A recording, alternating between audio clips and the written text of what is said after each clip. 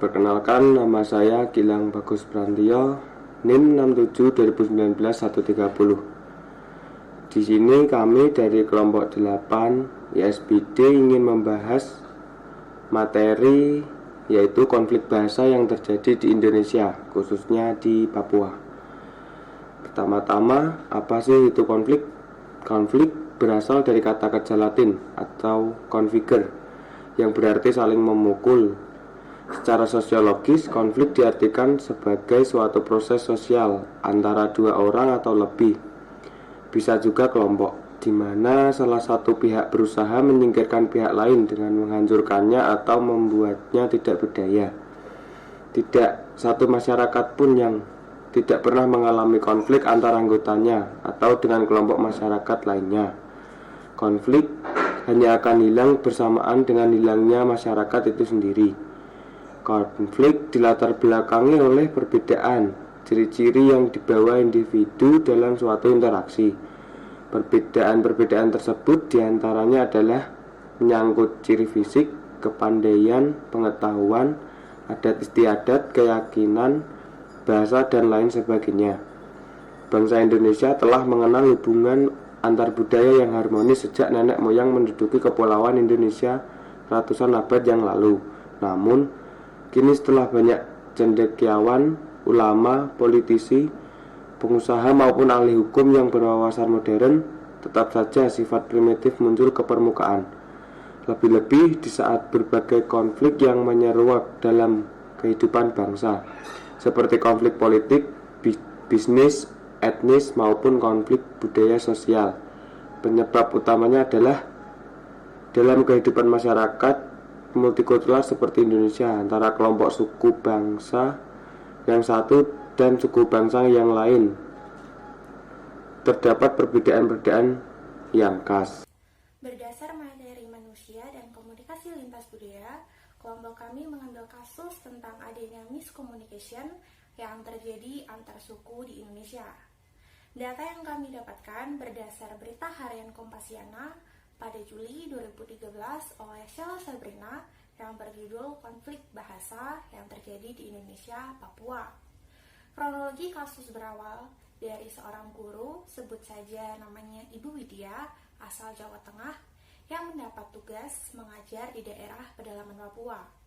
Suatu sore, Ibu Widya baru saja pulang dari rumah seorang anak, sebut saja Denias. Sebelum Ibu Widya pulang, Ibu Denias berpesan kepada Ibu Widya untuk menyuruh anaknya pulang. Ketika Ibu Widya melihat Denias yang tengah asik bermain, Bu Widya berkata, "Hei, kau dipanggil mama kau." Lalu Denias pulang ke rumahnya. Tapi tak lama, anak itu kembali bersama ibunya. Ibu Widya bingung. Beliau menyuruh Denias pulang karena dipanggil ibunya, tapi dia malah kembali bersama ibunya. Setelah dijelaskan oleh tetangganya, Ibu Widya baru mengerti jika di Papua mereka menggunakan sistem MD atau dijelaskan sama halnya seperti dalam bahasa Inggris. Jadi, ketika Bu Widya menyuruh Denias untuk pulang karena dipanggil ibunya, dia mengira bahwa beliau menyuruhnya untuk memanggil ibunya. Dipanggil mama dalam bahasa Indonesia biasa berstruktur DM. Namun bagi masyarakat Papua, dipanggil mamah berarti mamah dipanggil. Sebelumnya, perkenalkan, nama saya Dia Apriliani Setiawan dengan NIM 70 2019 539. Di sini saya akan membahas mengenai konflik bahasa yang terjadi di Indonesia, khususnya di Papua.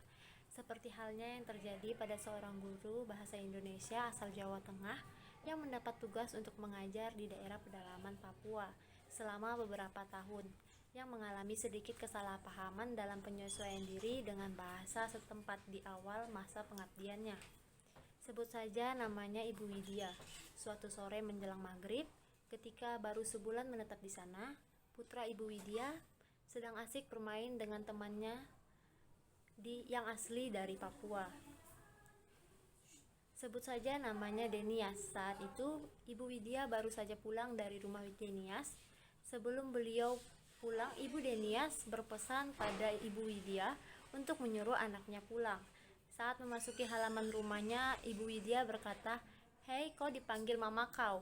Lalu Denias pulang kembali ke rumahnya. Tak lama kemudian, anak itu kembali bersama ibunya. Ibu Widya bingung. Beliau menyuruh Denias pulang karena dipanggil ibunya, tapi dia malah kembali bersama ibunya. Setelah dijelaskan oleh tetangganya tersebut, Widya baru mengerti jika di Papua mereka menggunakan sistem MD, dijelaskan, seperti dalam bahasa Inggris. Jadi ketika Bu Widya menyuruh Denias untuk pulang karena dipanggil ibunya, dia mengira bahwa beliau menyuruhnya untuk memanggil ibunya. Dipanggil mama dalam bahasa Indonesia biasa berstruktur DM, dijelaskan dan menjelaskan. Namun bagi masyarakat Papua, dipanggil mama berarti mama dipanggil. Kejadian ini terjadi pada pertengahan tahun 2000-an. Saya kurang tahu kepastian tahunnya karena narasumber sendiri juga lupa mengenai kepastian waktu saat peristiwa terjadi. Peristiwa ini terjadi di pedalaman Papua yang masih sangat tradisional. Yang terlibat di dalam peristiwa kecil ini adalah seorang guru bahasa Indonesia asal Jawa Tengah dan sepasang ibu dan anak asli dari Papua. Walaupun Papua masih ada dalam kawasan NKRI, hal ini sangat membuktikan bahwa Indonesia kaya akan perbedaan bahasa. Bentuk alam Indonesia yang kepulauan dan dataran tinggi menyebabkan terjadinya perbedaan kebudayaan, termaksud perbedaan bahasa. Untuk itu, bahasa Indonesia perlu diajarkan untuk seluruh rakyat Indonesia sebagai bahasa pemersatu bangsa. Dengan bahasa Indonesia pula akan terjalin sebuah komunikasi yang baik antar masyarakat Indonesia, serta tidak akan ada lagi kesalahpahaman dalam berbahasa sehari-hari. Peristiwa yang terjadi di atas adalah sebuah bukti bahwa bahasa Indonesia sangat dibutuhkan dalam kehidupan sehari-hari untuk berkomunikasi. Daerah Papua yang terpencil membutuhkan pembelajaran lebih dalam lagi mengenai bahasa Indonesia. Terkadang perbedaan bahasa dapat menyebabkan konflik dalam masyarakat. Sebuah kata yang sama dapat memiliki arti yang berbeda di setiap daerah Indonesia. Misalnya, yang terjadi pada suatu peristiwa yang memiliki satu kali kata atau satu kalimat, tapi memiliki beberapa makna yang berbeda. Contohnya yaitu kata mangkat untuk kawasan Jawa Tengah dan Jawa Timur. Ternyata memiliki arti yang berbeda. Untuk kawasan Jawa Tengah, arti kata mangkat adalah berangkat. Sedangkan untuk Jawa Timur, arti kata mangkat adalah meninggal. Kedua arti yang ada dalam satu kata ini sungguh sangat berbeda. Ini dapat memicu kesalahpahaman dalam berbahasa. Walaupun sama-sama di Pulau Jawa, sudah dapat menyebabkan adanya perbedaan bahasa. Sebagian besar penyebab perbedaan bahasa ini adalah adanya perbedaan struktur kebahasaan di setiap daerah. Struktur inilah yang terkadang menyebabkan kesalahpahaman dalam berbahasa seperti yang terjadi pada peristiwa di atas. Kesalahpahaman dalam berbahasa juga dapat disebabkan karena adanya perbedaan cara pengucapan, logat, dan nada bicara.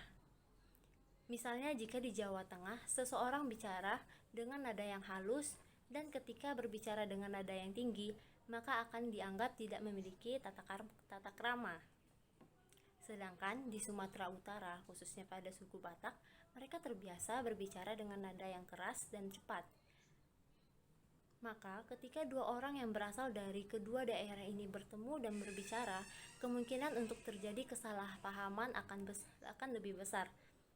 Saat orang suku Batak mengatakan sesuatu dengan nada yang tinggi, bisa jadi orang dari suku Jawa akan menganggap bahwa itu sebuah omelan atau bahkan mengira bahwa orang dari suku Batak ini marah kepadanya. Selain itu, kondisi kesalahpahaman juga disebabkan karena adanya perbedaan karakter masyarakat di setiap daerah. Contohnya, mengenai suku Batak dan suku Jawa di atas. Karakter orang Batak yang cenderung ceplas-ceplos sangat berbeda dengan karakter orang Jawa yang cenderung lebih memilih diam dan memendam sendiri. Perbedaan karakter ini juga dapat memengaruhi kondisi seseorang dalam berkomunikasi dengan orang lain. Sekian pembahasan dari saya ucapkan terima kasih. Perkenalkan, nama saya Taufik Rohman, NIM 67/2019-133. Untuk mengatasi masalah kebahasaan ini, solusinya yaitu dibutuhkan adanya pemersatu bahasa, yaitu bahasa Indonesia. Sangat disayangkan ketika kita mendapati kenyataan bahwa di Pulau Jawa sendiri tidak semua masyarakat dapat menggunakan bahasa Indonesia dengan baik dan benar. Seharusnya pemerintah membuat suatu program yang mengajarkan bahasa Indonesia yang baik dan benar untuk digunakan berkomunikasi dalam kehidupan masyarakat nasional. Hal ini akan memberikan sebuah kontribusi yang baik untuk mengatasi kesalahpahaman bahasa yang terjadi di Indonesia, serta akan terjalin sebuah komunikasi yang baik antar warga negara Indonesia.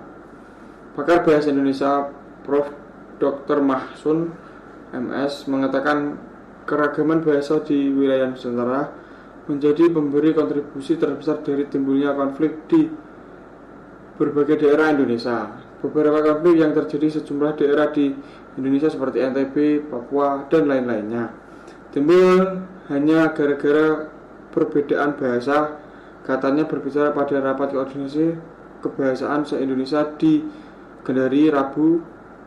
Masyarakat di berbagai daerah tersebut, kata dia, merasa berbeda dengan warga lainnya di Indonesia hanya karena menggunakan dialek bahasa yang berbeda. Padahal ujarnya para pendiri republik ini sudah menyatukan keberagaman suku, budaya, dan agama ke dalam Bhinneka NKRI dengan bahasa persatuan, bahasa Indonesia. Oleh karena itu, kata dia, para pengelola badan bahasa di seluruh Indonesia harusnya berhati-hati dalam mengelola dan membina keragaman bahasa di wilayah Nusantara ini, sehingga bahasa yang beragam itu bisa menjadi berkat dari keberagaman suku-suku bangsa yang hidup di bawah naungan NKRI. Keberagaman bahasa di Nusantara ini hanya bisa menjadi berkat dan tetap memperkokoh berdiri tegaknya NKRI jika keberagaman bahasa ini dapat dikelola dengan baik. Katanya Mahsun memuji masyarakat Sulawesi Tenggara yang memiliki 19 bahasa daerah dan 172 dialek bahasa, namun masyarakat tetap hidup rukun dan damai tanpa ada konflik. Selanjutnya akan dilanjutkan oleh teman saya. Terima kasih. Selanjutnya kesimpulan. Jadi kesimpulan dari kasus konflik bahasa yang sering terjadi dikarenakan perbedaan bahasa antara daerah di mana memiliki perbedaan antara satu sama lain. Satu kalimat memiliki arti dan makna yang berbeda. Penyebab perbedaan bahasa ini adalah adanya perbedaan struktur kebahasaan di setiap daerah dan juga dapat disebabkan karena adanya perbedaan cara pengucapan, logat, dan nada bicara. Sehingga agar komunikasi lintas budaya antar masyarakat dapat terjadi dengan baik, maka semua masyarakat harus bisa menguasai bahasa Indonesia yang baik dan benar dari sejak dini. Di sini peran pemerintah sangat dibutuhkan, di mana pelajaran bahasa Indonesia ini harus bisa diakses oleh semua masyarakat, terutama masyarakat pedalaman, di mana akses yang sulit dan kurangnya edukasi menyebabkan kurang mengertinya mereka dengan bahasa Indonesia yang baik dan benar. Jadi sekian video presentasi dari kelompok kami mengenai konflik bahasa yang terjadi di Indonesia. Terima kasih.